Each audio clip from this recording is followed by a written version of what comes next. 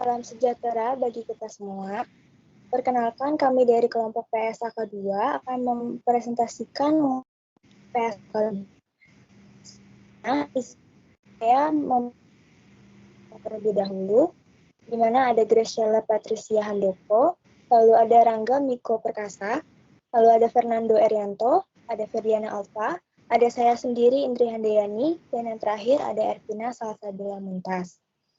Sebelum masuk ke materi inti, saya akan menjelaskan dulu apa itu PSAK 2. Di dalam PSAK 2 terdapat informasi tentang arus kas entitas yang berguna dalam menyediakan pengguna laporan keuangan dasar untuk menilai kemampuan entitas dalam menghasilkan kas dan setara kas, serta menilai kebutuhan entitas untuk menggunakan arus kas tersebut. Boleh di next.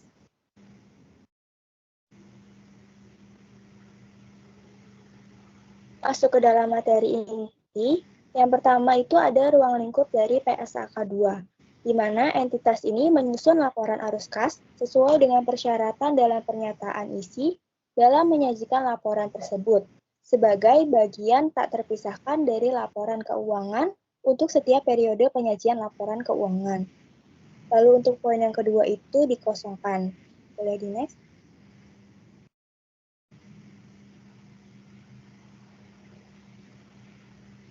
Pada poin yang ketiga, pengguna laporan keuangan entitas berkepentingan untuk mengetahui bagaimana entitas menghasilkan dan menggunakan kas serta setara kas.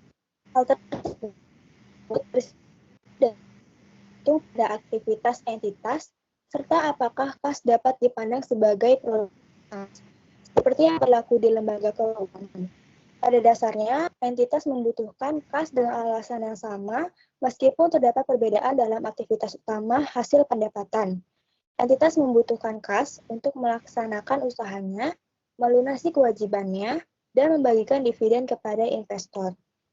Sejalan dengan hal tersebut, pernyataan ini mensyaratkan seluruh entitas menyajikan laporan arus kas. Boleh next.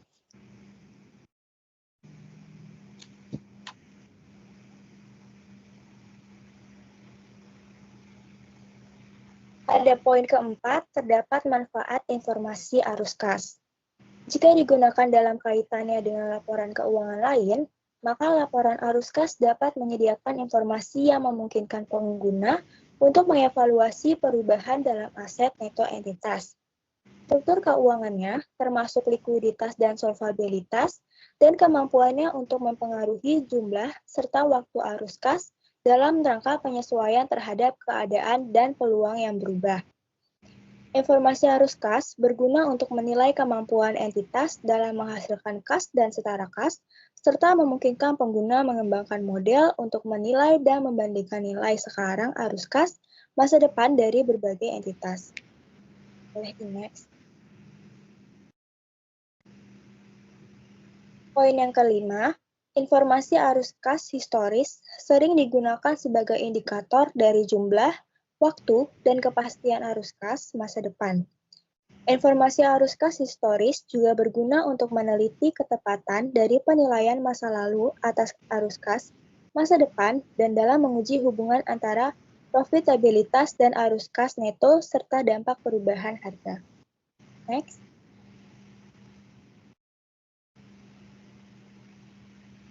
Pada poin ke-6, terdapat definisi. Berikut adalah pengertian istilah yang digunakan dalam pernyataan ini. Yang pertama itu ada aktivitas investasi, di mana perolehan dan pelepasan aset jangka panjang, serta investasi lain yang tidak termasuk ke dalam setara kas.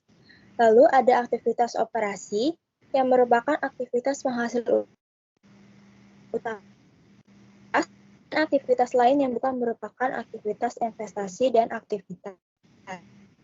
Yang ketiga, aktivitas pendanaan, yang merupakan aktivitas yang mengakibatkan perubahan dalam jumlah serta komposisi kontribusi ekuitas dan pinjaman entitas. Lalu ada arus kas, yang merupakan arus masuk dan arus keluar kas dan setara kas. Lalu untuk kas sendiri terdiri atas saldo kas atau cash on hand dan rekening giro. Lalu untuk setara kas atau cash equivalent merupakan investasi yang sifatnya liquid, berjangka pendek, yang dengan cepat dapat segera dikonversikan menjadi kas dalam jumlah yang dapat ditentukan dan memiliki risiko perubahan nilai yang tidak signifikan. Next.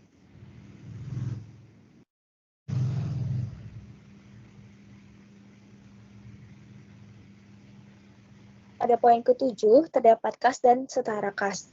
Setara kas dimiliki untuk tujuan memenuhi komitmen kas jangka pendek, bukan untuk investasi atau tujuan lain. Untuk memenuhi kualifikasi sebagai setara kas, suatu investasi harus segera dapat dikonversikan menjadi kas dalam jumlah yang dapat ditentukan umumnya, dan memiliki risiko perubahan nilai yang tidak signifikan. Oleh karena itu, suatu investasi umumnya memenuhi kualifikasi sebagai setara kas hanya jika akan segera jatuh tempo dalam waktu. Sebagai contoh, 3 bulan atau kurang sejak tanggal perolehannya. Investasi dalam bentuk ekuitas tidak termasuk setara kas, kecuali substansi investasi dalam bentuk ekuitas tersebut adalah setara kas.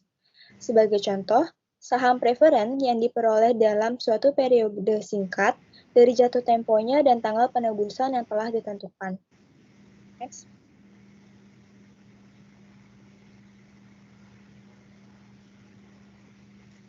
Poin ke-8, pinjaman bank umumnya dipertimbangkan sebagai aktivitas pendanaan.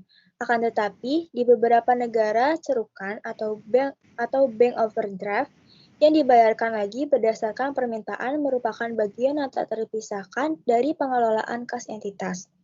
Dalam keadaan tersebut, cerukan termasuk komponen kas dan setara kas. Perbankan tersebut mengakibatkan saldo bank sering berfluktuasi dari positif menjadi negatif atau overdraft. Next. Selanjutnya, poin ke-9, arus kas tidak termasuk perpindahan di antara pos-pos yang termasuk dalam kas atau setara kas, karena komponen tersebut lebih merupakan bagian dari pengelolaan kas entitas daripada sebagai bagian dari aktivitas operasi, investasi, dan pendanaan. Pengelolaan kas termasuk investasi atas kelebihan kas dalam setara kas. Lalu pada poin yang ke-10 terdapat penyajian laporan arus kas. Laporan arus kas melaporkan arus kas selama periode tertentu dan diklasifikasikan menurut aktivitas operasi, investasi, dan pendanaan. Selanjutnya akan dilanjutkan oleh teman saya.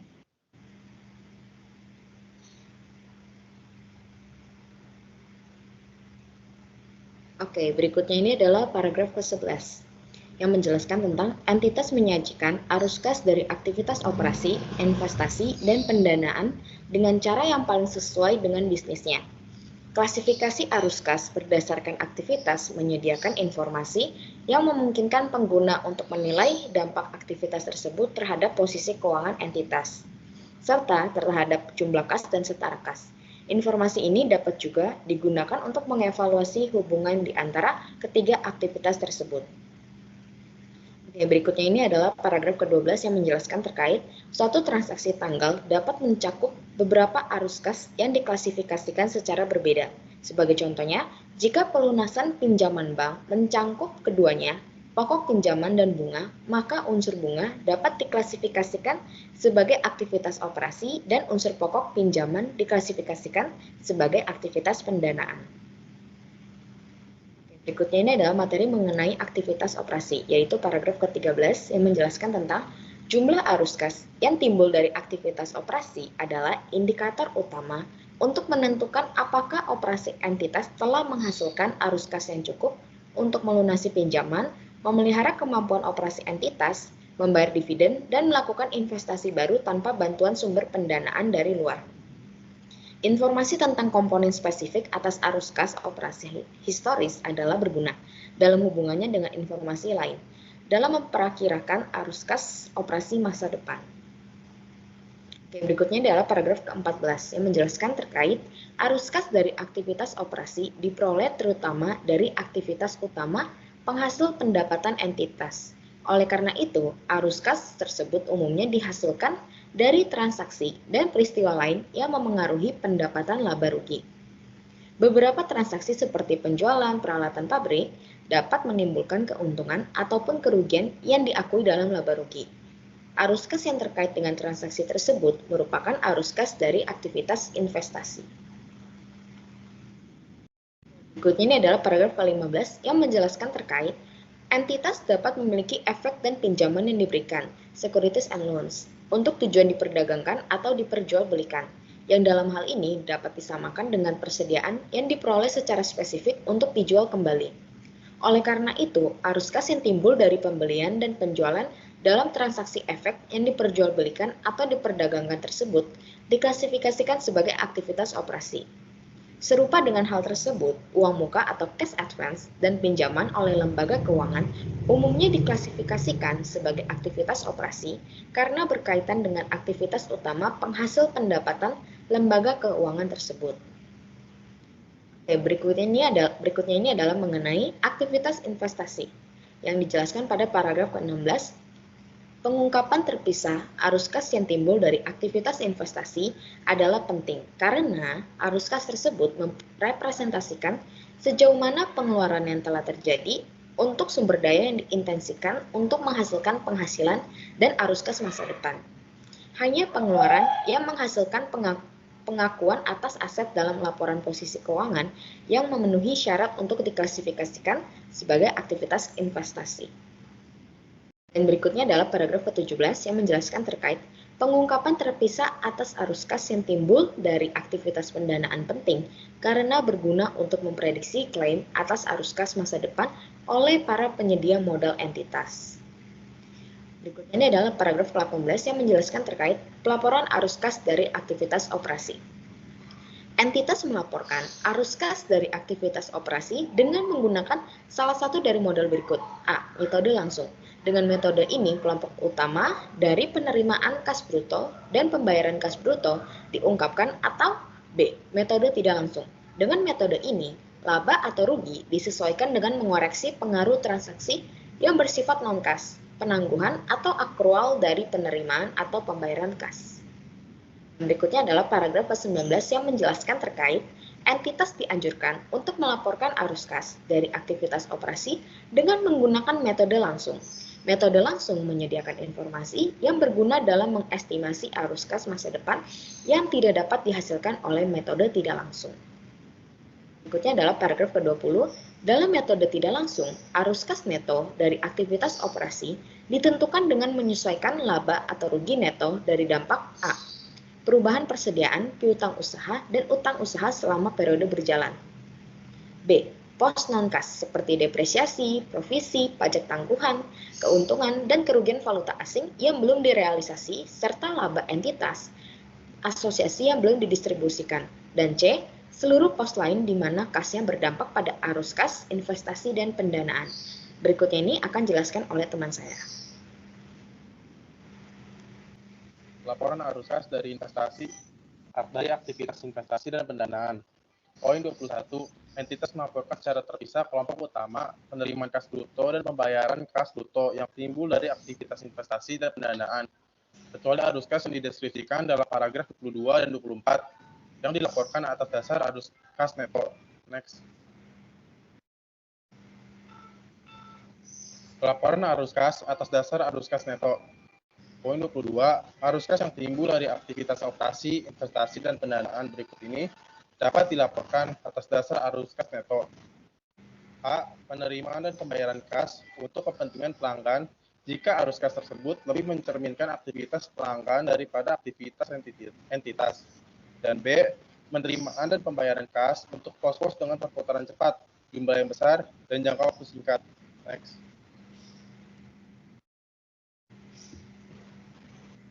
Buku 3.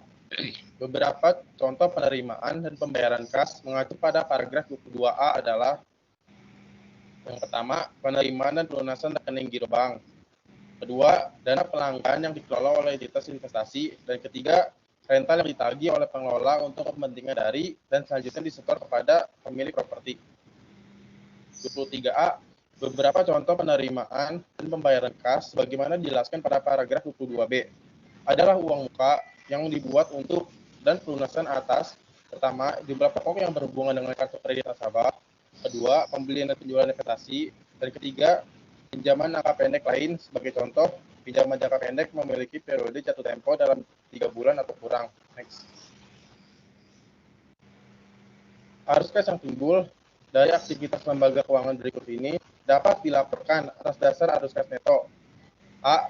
Penerimaan dan pembayaran kas sehubungan dengan penerimaan dan pelunasan deposito berjangka dengan jatuh tempo yang tetap. B. Penempatan dan penarikan deposito pada dan dari lembaga keuangan lain. Dan C. Pemberian dan pelunasan uang muka dan pinjaman yang diberikan kepada nasabah. Next. Selanjutnya, arus kas dalam valuta asing.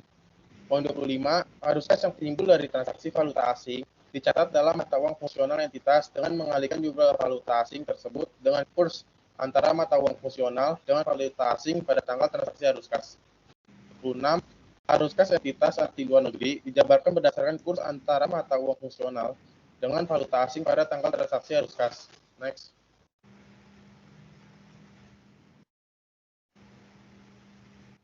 Arus kas yang didenominasi dalam valuta asing dilaporkan dengan cara yang konsisten dengan PSAK 10. Pengaruh perubahan kurs valuta asing. PSAK 10 tersebut mengizinkan penggunaan kurs yang mendekati kurs aktual. Sebagai contoh, kurs rata-rata untuk periode bersangkutan dapat digunakan untuk pencatatan transaksi dalam valuta asing atau penjabaran arus kas entitas anak luar negeri. Akan tetapi, PSAK 10 tidak mengizinkan penggunaan kurs pada akhir periode pelaporan ketika menjabarkan arus kas entitas anak luar negeri. 28. Keuntungan dan kerugian yang direalisasi yang timbul dari perubahan kurs valuta asing atau merupakan arus kas. Akan tetapi, dampak perubahan kurs atau kas dan setara kas dalam valuta asing dilaporkan dalam laporan arus kas untuk merekomendasikan pada awal dan akhir dari kas dan setara kas. Juga sudah disyukur itu dikaji dan terpisah dari arus kas aktivitas operasi, informasi dan pendanaan, ya termasuk perbedaan. Jika ada, adanya arus kas tersebut telah dilaporkan dengan kurs pada akhir periode. Pada tahun 2020 diperlukan dan itu telah dipakai dan itu teman-teman. Baik, selanjutnya itu ada bunga dan dividen. Pertama-tama ada paragraf 31, arus kas dari bunga dan dividen yang diterima dan dibayarkan masing-masing diungkapkan secara terpisah dan masing-masing diklasifikasikan sebagai aktivitas operasi, investasi, dan pendanaan. Selanjutnya itu ada paragraf 32, jumlah bunga yang dibayarkan selama suatu periode diungkapkan dalam laporan arus kas baik yang telah diakui sebagai beban dalam laba rugi atau yang dikapitalisasi sesuai PSAK 26, yaitu biaya pinjaman. Next. Selanjutnya itu ada paragraf 33, bunga yang dibayarkan serta bunga dan dividen yang diterima dari lembaga keuangan biasanya diklasifikasikan sebagai arus kas operasi. Akan tetapi tidak ada kesepakatan mengenai klasifikasi arus kas ini bagi entitas lain. Bunga yang dibayarkan serta bunga dan dividen yang diterima dapat diklasifikasikan sebagai arus kas operasi karena mempengaruhi laba rugi. Sebagai alternatif, bunga yang dibayarkan serta bunga dan dividen yang diterima dapat diklasifikasikan sebagai arus kas pendanaan dan arus kas investasi, karena merupakan biaya perolehan sumber daya keuangan atau sebagai imbal hasil investasi. Next. Dividen yang dibayarkan dapat diklasifikasikan sebagai arus kas pendanaan karena merupakan biaya perolehan sumber daya keuangan. Sebagai alternatif, dividen yang dibayarkan dapat diklasifikasikan sebagai komponen arus kas dari aktivitas operasi, dengan maksud membantu pengguna untuk menentukan kemampuan entitas membayar dividen dari arus kas operasi. Next. Selanjutnya itu ada pajak penghasilan. Arus kas yang timbul dari pajak penghasilan diungkapkan secara terpisah dan diklasifikasikan sebagai arus kas dari aktivitas operasi kecuali dapat diidentifikasikan secara spesifik sebagai aktivitas pendanaan dan investasi. Next. Pajak penghasilan dikenakan atas transaksi yang menghasilkan arus kas yang diklasifikasikan sebagai aktivitas operasi, investasi, atau pendanaan dalam laporan arus kas. Walaupun beban beban pajak penghasilan dapat dengan mudah diidentifikasikan dengan aktivitas investasi atau pendanaan, namun arus kas pajak penghasilan yang bersangkutan seringkali tidak praktis untuk diidentifikasikan dan dapat terjadi dalam periode yang berbeda dengan transaksi arus kas yang mendasarinya. Oleh karena itu, pajak yang dibayarkan biasanya diklasifikasikan sebagai arus kas dari aktivitas operasi. Akan tetapi, jika arus kas pajak tersebut dapat diidentifikasi secara praktis dengan transaksi individual yang menimbulkan arus kas, maka arus kas tersebut diklasifikasikan sebagai aktivitas pendanaan atau investasi sesuai dengan jenis aktivitas tersebut. Jika arus kas pajak dialokasikan pada lebih dari satu jenis aktivitas, maka jumlah total pajak yang dibayarkan diungkapkan. Next. Selanjutnya itu ada investasi pada entitas anak, entitas asosiasi, dan ventura bersama. Jika akuntansi untuk investasi pada entitas asosiasi, ventura bersama, atau entitas anak dicatat dengan menggunakan metode ekuitas atau metode biaya, maka investor membatasi pelaporannya dalam laporan arus kas hanya pada arus kas yang terjadi antara investor dan investi. Sebagai contoh, jumlah dividen dan uang muka yang diterima. Next. Entitas yang melaporkan bagian kepentingannya dalam entitas asosiasi atau ventura bersama dengan menggunakan metode ekuitas memasukkan dalam laporan arus kasnya arus kas atas investasinya pada entitas asosiasi atau ventura bersama serta distribusi dan pembayaran atau penerima lain antara entitas tersebut dengan entitas asosiasi atau ventura bersama. Next. Selanjutnya itu ada perubahan kepemilikan atas kepentingan pada entitas anak dan bisnis lain. Gabungan arus kas yang timbul dari perolehan dan kehilangan pengendalian atas entitas anak atau bisnis lain disajikan secara terpisah dan diklasifikasikan sebagai aktivitas investasi. Next. Entitas mengungkapkan hal-hal berikut sebagai gabungan. Sehubungan dengan perolehan dan kehilangan pengendalian atas entitas anak dan bisnis lain selama suatu periode. Yang pertama itu ada jumlah imbalan yang dibayarkan atau diterima. Yang kedua, bagian dari imbalan yang terdiri dari kas dan setara kas.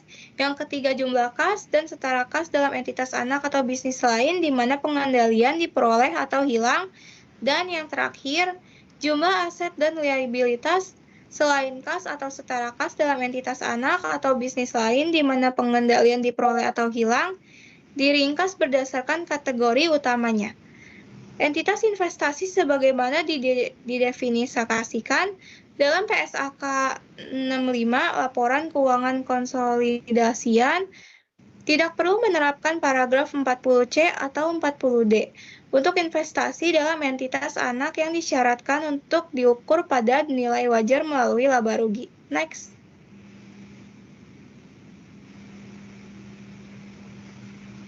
Oke, selanjutnya akan dijelaskan oleh teman saya. Oke, selanjutnya itu ada poin 41, yaitu penyajian tersendiri atas dampak arus kas dari perolehan dan kehilangan pengendalian entitas anak dan bisnis lain sebagai pos tunggal, bersama-sama dengan pengungkapan tersendiri atas jumlah aset dan liabilitas yang diperoleh atau dilepaskan, akan membantu membedakan arus kas tersebut dengan arus kas yang timbul dari operasi investasi dan pendanaan lainnya. Dampak arus kas atas kehilangan pengendalian tidak boleh dikurangkan dari arus kas untuk memperoleh pengendalian. Next.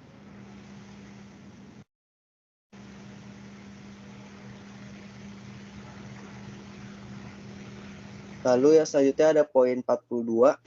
Jumlah gabungan kas yang dibayarkan diterima sebagai imbalan untuk memperoleh kehilangan pengendalian entitas anak atau bisnis lain dilaporkan dalam laporan arus kas neto dan setara kas yang diperoleh atau dilepaskan sebagai bagian dari transaksi, peristiwa, atau perubahan keadaan. Next. Lalu selanjutnya ada 42A. arus kas yang timbul dari perubahan kepemilikan atas kepentingan pada entitas anak yang tidak mengakibatkan kehilangan pengendalian diklasifikasikan sebagai arus kas dari aktivitas pendanaan, kecuali entitas anak dimiliki oleh entitas investasi, sebagaimana didefinisikan dalam PSAK 65, yaitu laporan keuangan konsolidasian dan disyaratkan untuk diukur pada nilai wajar melalui laba rugi. Next.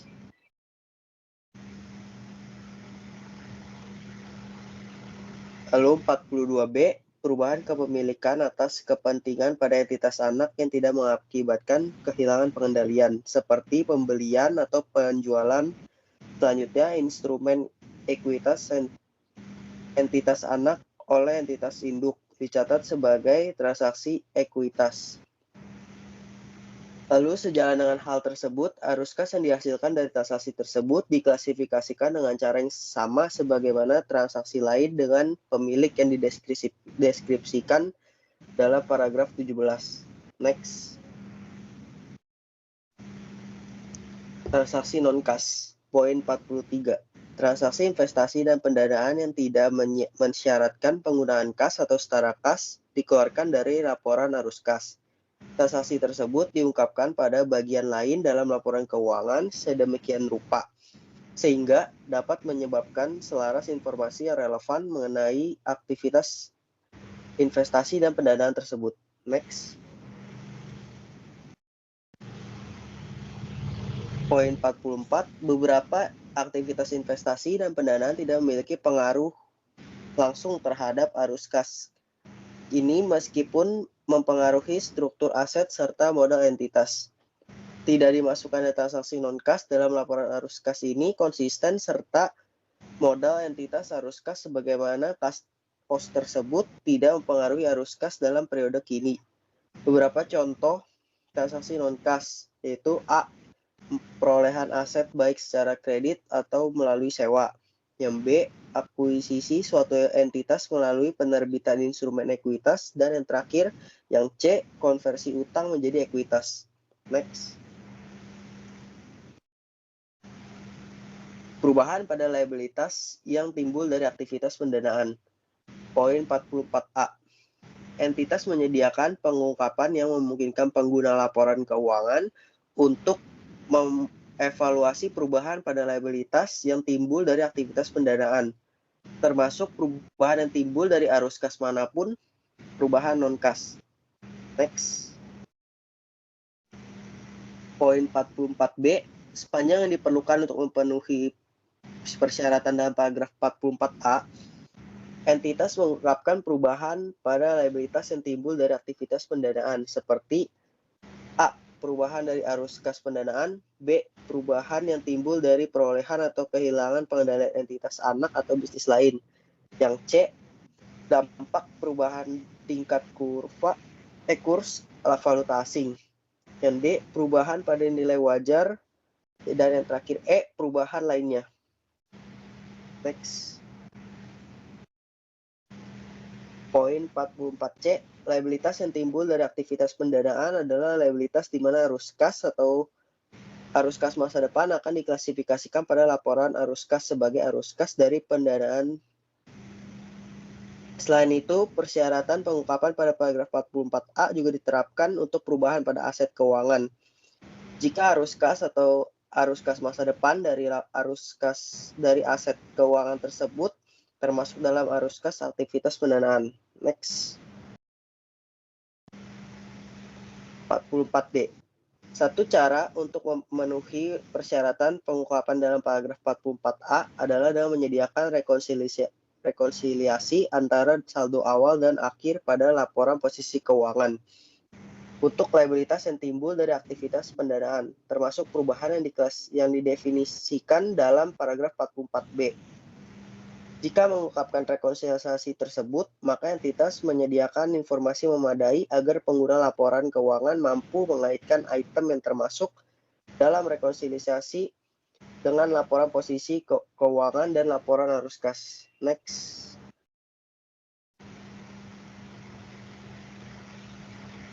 Lalu poin 44E, jika entitas menyediakan pengungkapan yang disyaratkan oleh paragraf A secara gabungan dengan pengungkapan perubahan pada aset dan liabilitas lain, maka entitas mengungkapkan perubahan pada liabilitas yang timbul dari aktivitas pendanaan secara terpisah dari perubahan aset dan liabilitas tersebut.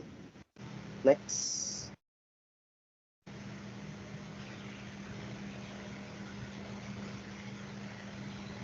Komponen kas dan setara kas. Poin 45. Entitas mengungkapkan komponen kas dan setara kas serta menyajikan rekonsiliasi jumlah tersebut dalam laporan arus kas dengan pos yang sama yang dilaporkan dalam laporan posisi keuangan. Next. Poin 46. Oleh karena keanekaragaman praktik pengelolaan kas dan pengaturan perbankan di seluruh dunia, agar sesuai dengan PSAK 1, yaitu penyajian laporan keuangan, entitas mengungkapkan kebijakan yang diadopsi dalam menentukan komposisi kas dan setara kas. Next.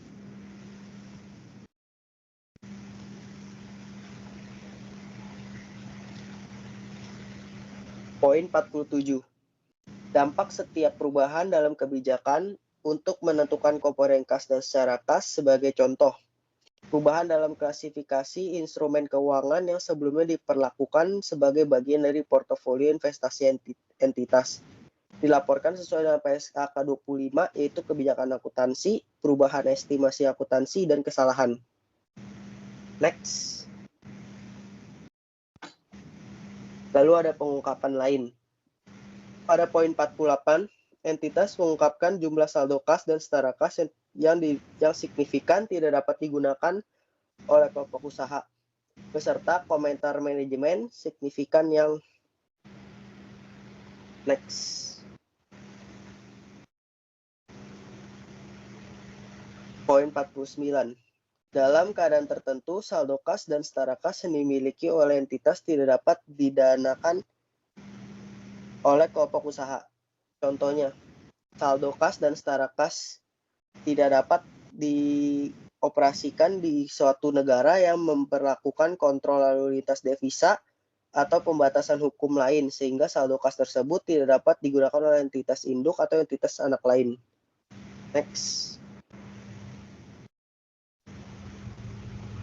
Per poin 50, informasi tambahan yang relevan memungkinkan berguna dalam memahami posisi laporan dan likuiditas entitas. Ungkapan informasi ini beserta komentar manajemen dianjurkan dan mencakup yang pertama A.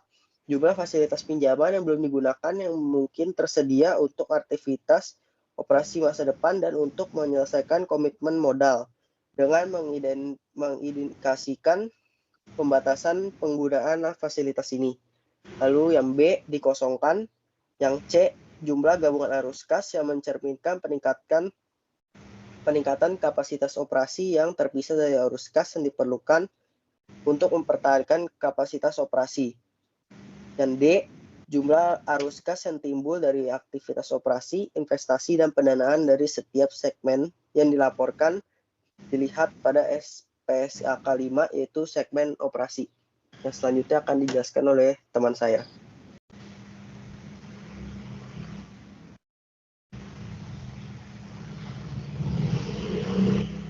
Selanjutnya yaitu pengungkapan lain. Paragraf 51 yaitu pengungkapan terpisah arus kas yang mencerminkan peningkatan kapasitas operasi dan arus kas yang diperlukan untuk memelihara kapasitas operasi berguna bagi pengguna untuk menentukan apakah entitas melakukan investasi secara memadai dalam pemeliharaan kapasitas operasinya. Nah, entitas yang tidak berinvestasi secara memadai dalam pemeliharaan kapasitas operasinya itu mungkin akan merugikan profitabilitas di masa yang akan datang, hanya untuk mempertahankan likuiditas dan distribusi untuk memilih pada saat ini. Paragraf 52 yaitu pengungkapan arus kas secara segmen memungkinkan pengguna untuk memperoleh pemahaman yang lebih baik mengenai hubungan antara arus kas bisnis sebagai suatu keseluruhan dan bagian komponennya serta ketersediaan dan keragaman arus kas secara segmen. Next. Berikutnya mengenai tanggal efektif. Tanggal efektif dalam PSAK itu merujuk pada tanggal di mana standar atau perubahan pada standar tersebut mulai berlaku dan harus diterapkan. Pada paragraf 53, yaitu entitas menerapkan pernyataan ini untuk periode tahun buku yang dimulai pada atau setelah tanggal 1 Januari 2011.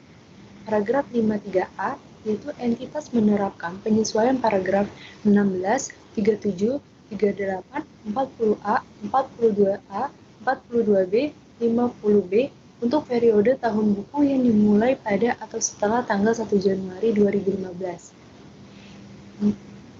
Paragraf 59 PSAK 73 yaitu sewa mengamandemen paragraf 17 dan 44, entitas menerapkan amandemen tersebut ketika menerapkan PSAK 73. Next.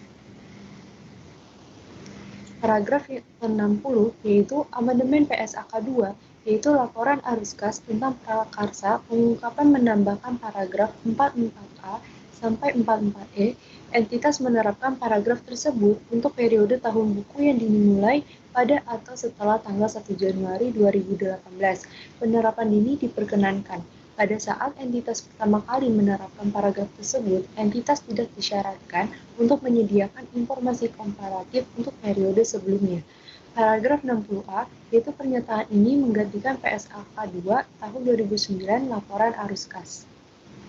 Sekian dari kelompok kami, mohon maaf apabila ada kekurangan. Terima kasih.